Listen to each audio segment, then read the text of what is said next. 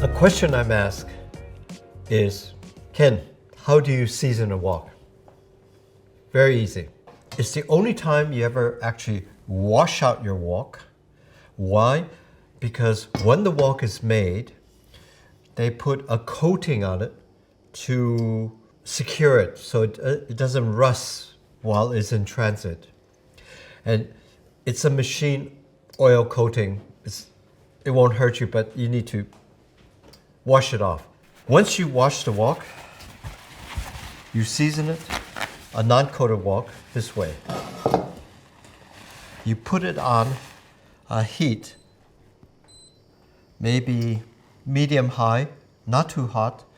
You add a little bit of cooking oil, any type of cooking oil, over the surface, and you rub it all over like this. So you're actually coating it with cooking oil.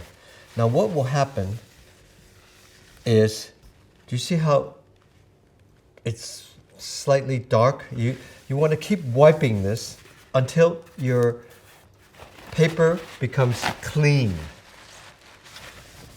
So keep wiping it. Now it's cleaner already. And do it on all sides. See, there's some on the side here. This is just residual machine oil coating, even though, so you keep rubbing it. And it helps to put it over sort of medium heat as well. Because what we're doing by doing this is we're making our own organic coating on the wok. And don't be alarmed if the wok gets very dark like this, because that's what you want it to be. You see, it's becoming very clean now.